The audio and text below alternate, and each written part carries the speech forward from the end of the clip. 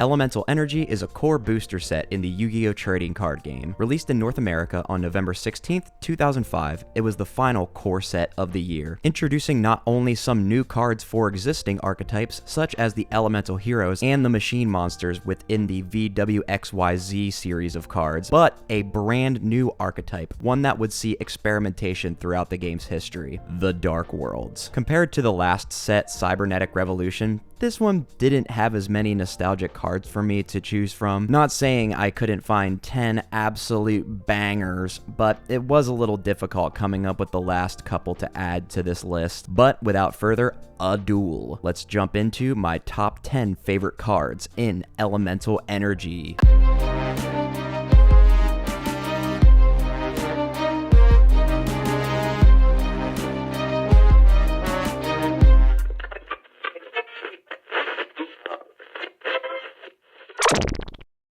And up first on our list at number 10 is Oja Magic. Oja Magic is a normal spell card whose effect reads, if this card is sent from the hand or field to the graveyard, add one each of Ojama Green, Ojama Yellow, and Ojama Black from your deck to your hand. Who the f is this guy here, huh? Is he the puppet master behind all the shenanigans the Ojamas get into? I guess I'll never know. But yeah, we're starting off this list with a damn Ojama card, so you know this set is just teeming with cool cards. Joking aside, I've always liked how, since the Ojamas are just vanilla monsters with terrible stats, the support for them can be broken all to hell, and they still don't see play. Like, if you send this card in any way from your hand or field to the graveyard, just search 3 cards from your deck. Any relevant archetype would bust this card, and it would probably be banned if enough people played it. It's technically better than Pot of Greed, being a +2 in card advantage. My favorite part is that you can trigger it yourself by any means,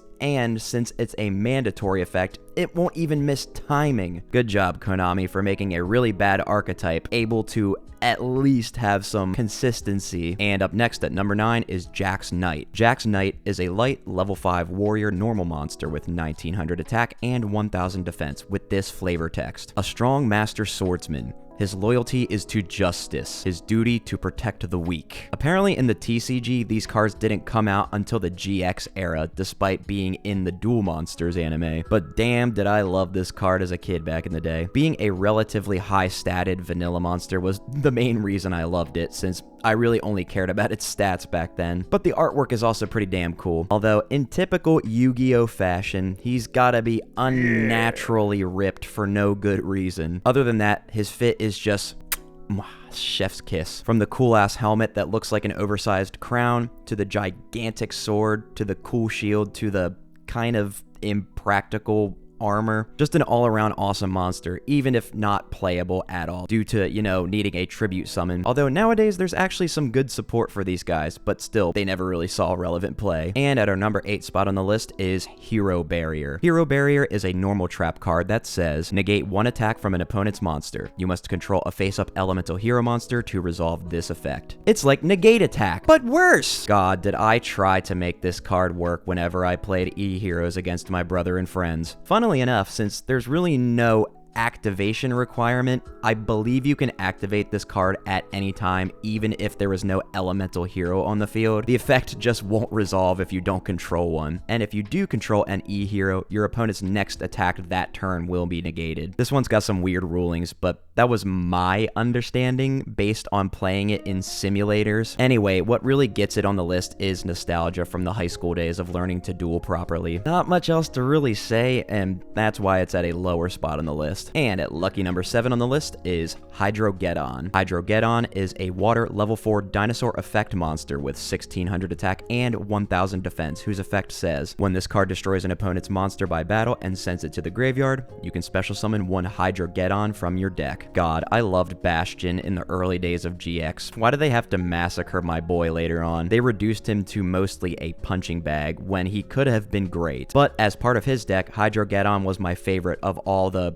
granted very few cards in that archetype, if you want to call it that. I loved slamming into a monster and just getting another one of these guys from the deck, only to attack again. Even if I didn't destroy another monster with the second one, I'd still be happy to have an extra guy on my field. While too slow, especially nowadays, I used to think this was a big brain play. Not only do I have nostalgia for this guy, but I really like the design of not only him, but the archetype as a whole, having 2 hydrogen and 1 oxygen making water. You get it? Because nerd shit. I kid the nerds. I'm literally one of them. All in all, Hydrogon is definitely deserving to be on a list of my favorite cards from the set. And at number 6 on the list is Elemental Hero Wildheart. Elemental Hero Wildheart is an Earth level 4 warrior effect monster with 1500 attack and 1600 defense with the simple effect that reads, this card is unaffected by trap effects. His name definitely fits. He do be looking pretty wild. And goddamn, that gigantic sword on his back looks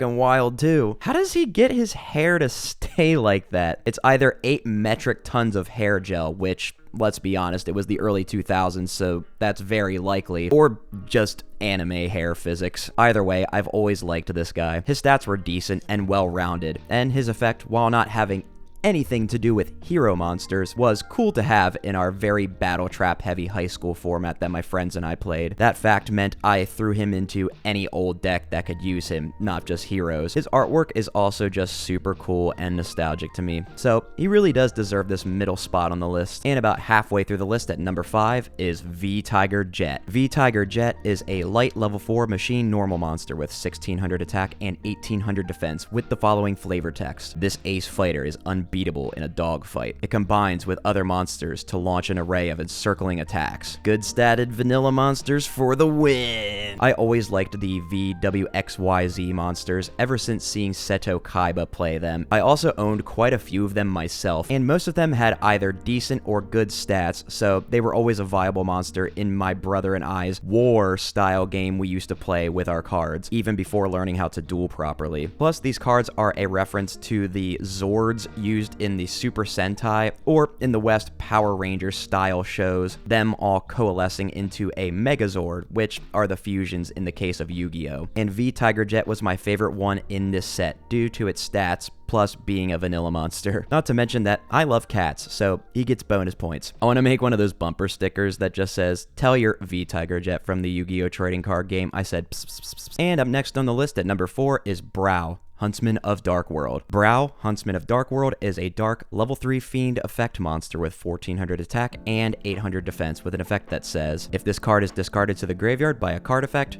draw 1 card, plus another card if this card was discarded from your hand to your graveyard by an opponent's card effect. Man, talk about a non-future-proofed archetype. No once per turn and a bunch of infinite loop possibilities. The only thing holding them back is they need to be triggered off of effect, not cost or otherwise. This guy is a staple in any danger Dark World deck I play in Master Duel. Having Brow in the hand with several dangers is just insurance at worst, and at best can plus me. I almost thought about putting him in the weirdest monsters video after this one, but I just enjoy using him so much in one of my favorite decks that I just had to put him higher on this list. I never had too much affinity for Dark Worlds, but because of the dangers, a bunch of them came to the forefront of my mind. Later support would make them even better, but the first wave was okay. There was a degenerate hand loop you could do with Silva that required other support from the archetype, and Silva was banned in Master Duel for quite a while, but I'm more about the advantage engine rather than any super degenerate strategy. This guy is just an all-around cool card, and that's why he's so high on the list. And at number 3 on the list is Elemental Hero Wild Edge. Elemental Hero Wild Edge is an Earth level 8 warrior fusion effect monster with 2600 attack and 2300 defense, which requires Elemental Hero Wildheart plus Elemental Hero Blade Edge as materials to fusion summon,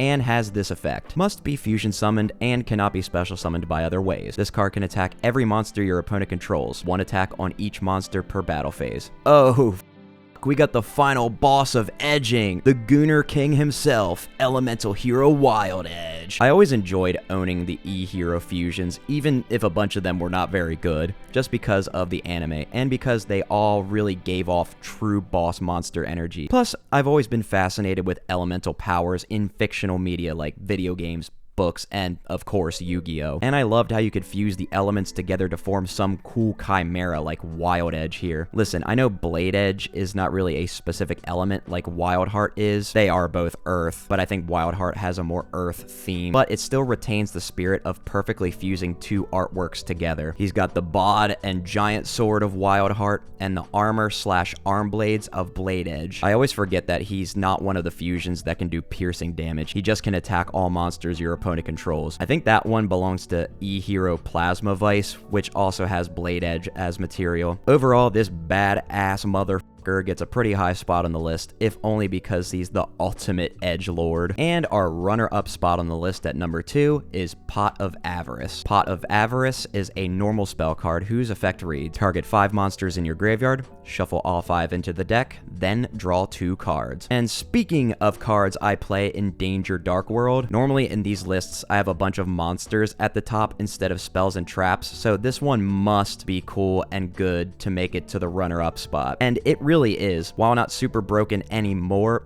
it still is pivotal in some strategies that I like to play. No once per turn, and drawing 2 cards in decks that can run it, it really can be broken. And for a while, it was good enough to be banned in the TCG. I remember when it came off the list and I was happy for it. I never played competitively, but I still did follow the FNL list online since at least 2012 or so. Getting banned around 2013 and only coming back to 1 in 2020, with it now being unlimited. Back in 2013, there was a huge wave of cards that got banned, mostly because of a specific archetype that, let's just say, had a lot of dragons and ruled over the format, if you catch my drift. And this card was no exception. But after years of playing it in various strategies that got tons of cards into the graveyard, I can say that while the artwork is ugly as hell and is literally Hitler, I just love this spell card to pieces. And the winner of my favorite cards in Elemental Energy goes to Elemental Hero Blade Edge. Elemental Hero Blade Edge is an Earth level 7 warrior effect monster with 2600 attack and 1800 defense, whose pretty simple effect says, if this card attacks a defense position monster, inflict piercing battle damage to your opponent. While Wild Edge is supposed to be an upgraded form of this card, I always liked Blade Edge just a bit more. From its simplicity to the artwork, to the pure nostalgia of it. I used to think this card was so cool back in the day, being able to pierce over weak defensed flip monsters if my brother or friends were playing them. I guess he was good for our scrubby format, but that's about it. I just fucking love the artwork of Blade Edge, being completely golden and having literal blades attached to his arms. I couldn't find a more badass monster in the set if I tried. Not only is he one of my favorite E-heroes of all time, but also my favorite card in the set. Well, folks, we just have one more video all about the weirdest monsters in the set until we get into 2006, the year I turned 11, which isn't really relevant, but I just thought I'd mention it. But that's it for my time, guys. Remember to like the video, subscribe if you're new here to become a scrubscriber, as well as becoming a channel member if you can afford it, of course. And make sure to let me know down below what your favorite cards are in Elemental Energy. And I will see you guys next time.